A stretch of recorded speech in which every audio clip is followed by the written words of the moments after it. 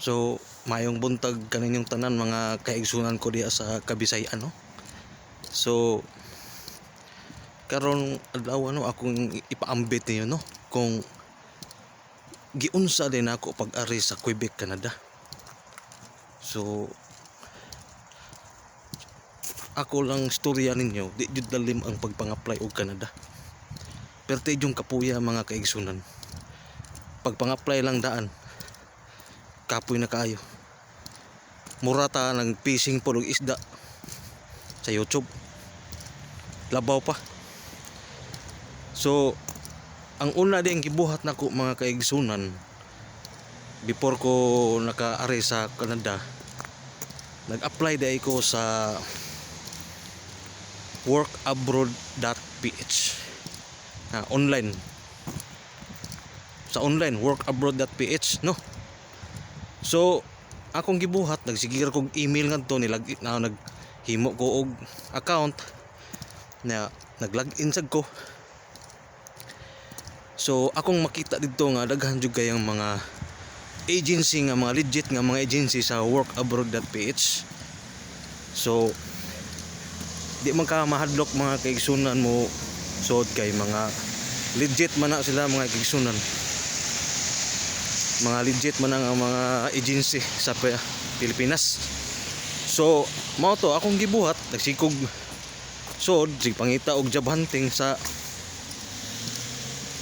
workabroad.ph. So, nakita na ko ngadto nga na Canada, Australia, Japan. So, ang ako adyong primerong gusto nga sunod nga maadtuan kini jung Canada before ko naka Japan. So, pag Japan na nako atong 2012, wa gyapon ko ni hunong og pang-apply og Canada. Sige gyapon kog email sa kong resume sa mga agency. Nya mo to mo reply sila sa email nga asa ka karon kung napa ko sa Japan. So, mutubag sila nga kinahanglan di ay nga yan ako sa Pilipinas, usa ko mga apply. So, mao to pag uli na ako atong tuiga year 2016 February, i-apply na sa ko balik sa workabroad.ph kay manam ko sa Japan mo ko sa una mga kaigsunan. So, nagsigya po kong email niya manawag ni nga asa nga karon kwalipikado pa ka unsa experience ana ba. So, mao ni mo to natural kay interviewon ka sa online, sa tawagan ka sa agency mo ito pagod nga yan ako sa Pilipinas, willing ko mo undergo sa interview, willing ko mo na sa Manila kung asa inyong agency. So, gikan atong 2016 mga kaigsunan, wa jud ko maswertehi mga kaigsunan oy. Sige na apply online ng workabroad.ph. Na manawag pero di jud ma 100% nga makumpleto. So, basin kamo mga igsunan nga suwayan ninyo naman po'y uban nga na tsambahan nga kasi swerte ram gyud ang pagpang-apply ng taon og abroad dili man na ingon nga di dayon, di ba? So, mao to nga ang akong gibuhat na lang number na sa akong tawagan. Ako ana sang i-view ang website sa agency nya mangita ako mga contact number sa mga agency. Tawagan ako, mao na. So kay kinahanglan man ding mag-walk-in mga kaigsunan. Nya kay bawa baka ang plate padong Cebu nila pati mahala bakan port kung mag aeroplano ka. Nya ang pag-adto bro nimo walk-in, apply pa ka. So ang ako ang gibuhat mangita na sa kuog kanang agency nga mo okay ra nga mag online interview nya briefing online via Skype kay kuan na bitaron high tech na bitaron mga kaigsunan.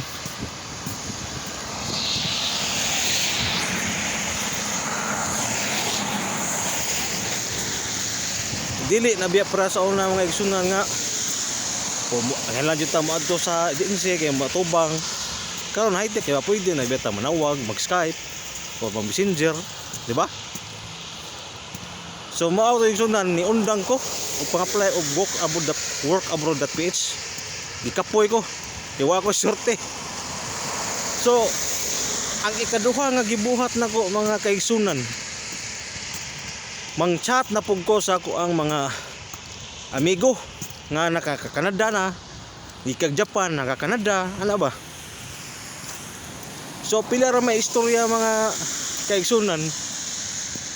Mato ni mga ubingon ko nga gichatan ko nga bay, pwede ba ka basin na i-hire sa imong kumpanya da? Pa-apply ako. O i-repair ko kung mahimo, kung okay ra. So daghang ko gichatan mga kaigsunan. Hindi lang ako ipang-mention kung makita mga sila sa akong video karon. Aw, makaingon gyud sila nga tinud-an na itong ako ang paghangyo nila. So sa karaghan ako nga gipangpi gichatan guys. Sus, na-surrender hapit na sa ko mo surrender kay wa gi mo repair na ako kay kibaw baka ang uban nga may mahimutang na sa ubang lugar, halos na di ka repair, di na magano na sila mga amigo, mga kaila nga pareha ra gud tayo ning kamot sa kinabuhi, di ba? Nga natay pamilya nga gibuhi. Ana lang ta ba? Kung naay oportunidad, pwede ka maka-repair kay kita tanang OFW nang kamot man gyud nga makabuhi sa tong pamilya, di ba? Ngita tagtarong. Stable nga panginabuhi.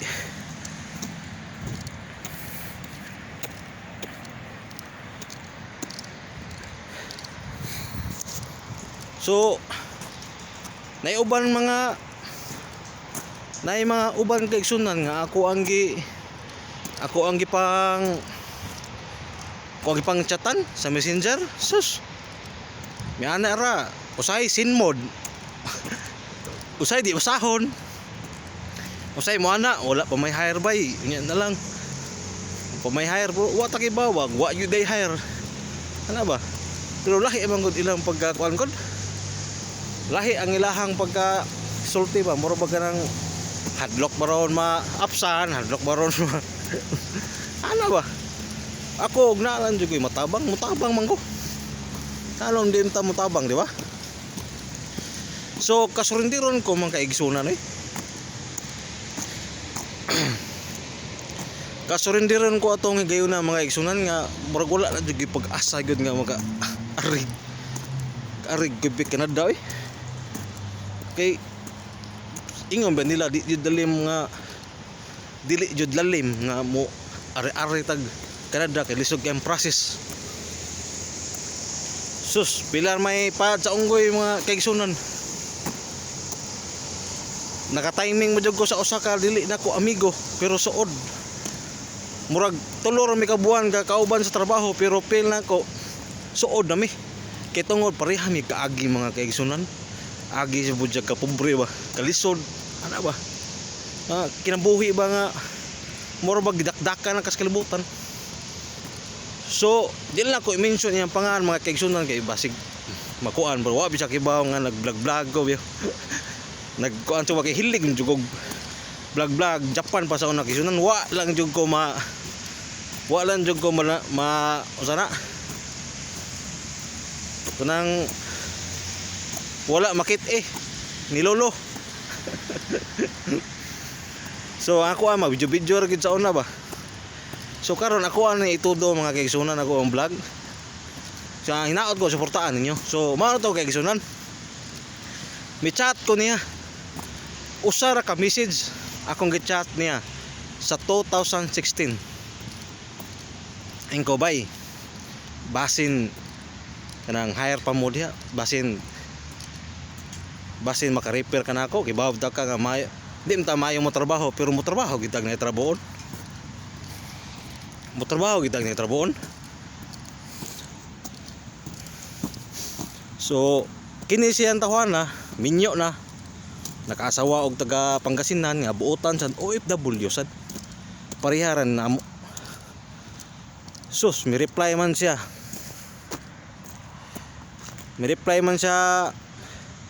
mga kaigsunan nako nga bay wala pay hiron, pero kung naa man gani mag-hire, number 1 ka sa lista nako, kay tabangan ti ka kay buotan ka.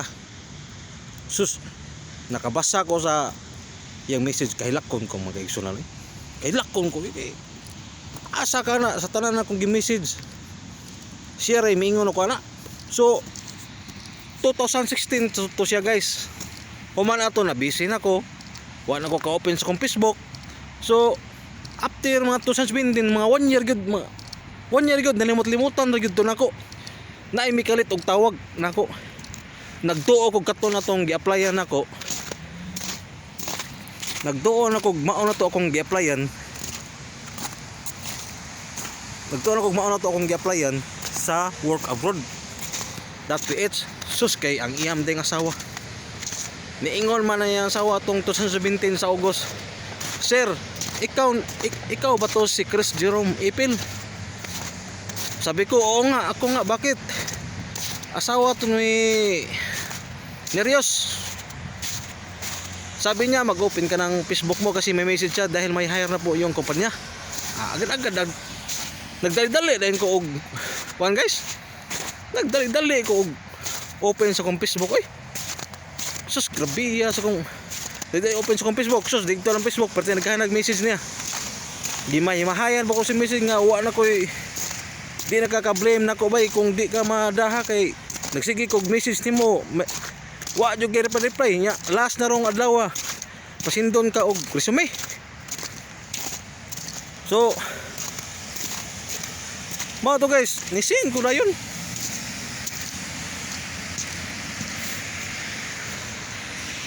Mo to guys, nisin ko rin og resume. So pag send ako og resume, na-receive dayon sa agency. Ang agency din namo guys, nasa Manila, sa Makati. Ang pangalan na Abujib Agency. So ang kuana ng agency, Abuitis Jibsin Agency. So kana nga agency guys, pwede po siya makalarga og mga nautical kay mga marine gina sila, mga airbase, mga sea base nya. Kami nga batch, kami ang first nga batch nga gipalarga nila og land base. So swerte kayo mga guys, no? So perte jong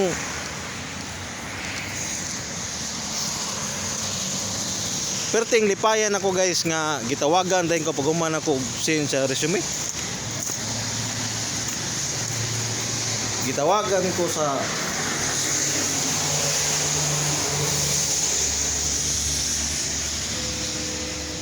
so swerte kay guys nga gitawagan din ko dayon sa agency. Yung agency si Chris Jerome ba ni? Oh, ako ni. Sige sir, i-schedule ka na mo og interview via Skype sa among employer Lunes. Oh, mao to guys. Gi-interview ko og tanawa na akong interview guys, pero din katawanan kay guys akong interview sa Skype. Kanga og English. Pero nadara gyapon. Kay guys, bisan pag ganang ingon nga di ka mayo kayo mo dag English, ang number 1 lang yun ako no nga 100% nga makaari jud ka og Canada. Referral gyud guys. Referral sa kapwa nimo OFW diri sa Canada. Kang nakay kaila ba? Kay ug naagog kay kaila diri guys, dili kay ka maka larga diri kay repair ka ba? Kay na silbi ang company. Silbi ang company guys. Misalig na atong Pinoy nga na-hire nila. Hindi kaila ba nimo? Misalig na sila nimo. So wala dako kasi lag salig kuhaon na lang nila i-repair. So mao lagi mo gasto jud ka. Langan maglibrehon. So gikan sa legal ikaw may bayad, di ka lang ka bayad, ikaw may bayad. So gasto kita guys nya mao jud ako ang ikaduhang advice ninyo no. Kung naalan joy mo repair ninyo nga taga diri sa Canada nga qualified ka diri nga mo trabaho, repair na jud kay 100% makari jud ka Canada. Kaysa magsige ka gan apply chamba na may mga 50% siguro na 50% na na jud maswerte wa lang ko kaibaw. So maor to guys akong ikapambit niyo no nya muli naman ko pa dong kay gikan man ko sa kong trabaho. So ako maninggi kuan gyud ako am jud ning ibuhat para ninyo para na ma-share sa nako ba akong experience sa pagpang-apply basin makatabang ko ninyo ba. So mao to guys, primero kung wala pa gyud mo kaila pwede mo ato sa workabroad.ph mag sign in lang mo rito then log in nya ibutang niyo yung mga complete information nya inyong resume ibutang ito. So igumana na i-update inyong resume mo search na mo mga agency kung saan ka welder ba ka mason pintor i-search na nimo to sa workabroad.ph mo open ra po to ang mga link ng mga agency nga nag-hire anang mga skilled nga worker. So mao na first workabroad.ph log in ya search kung wala gyud makita kag kaila kana diri sa Canada nya i-repair pa-repair pakiluoy para nako ga pakiluoy ko sa amigo luhod-luhod ug mahimo adi isa di pwede kay ang Ginoo or may atong ludan ng taon. So dako ikog pasalamat na lang kong amigo kay sa tanang amigo nako share yung ni repair nako. So bisag di mi close pero mitanaw gyud siya nako og ganang sa akong kaagi ba iya jong giplastada sa iyang kinabuhi pod ba nga pareha mig kaagi. So guys mao na to. So salamat kayo kay hinaot nga namoy nakuha nga impormasyon sa kataas sa video og salamat sa panahon nga nintanaw mo na kong video. I hope nga namoy nakuha. So salamat og ay kalimot og subscribe sa ako ang channel kay may na lang po ni kay ako mutabang sabi ko na itabangon nasag ko yung mga kaliwat nga tabangonon ano ma. So may na lang ning mo subscribe mo makatabang mo nako makatabang pug sa uban give and take ba. So guys salamat kayo og sa sunod nga video lahi na pod nga nadya po yung makatunan parte sa Canada labi na diri sa Quebec. So stay tuned lang guys kay maghatag sugog panahon ani mag-edit god kay diso sa biyag i-upload dito. So guys salamat kayo og God bless atong tanan na.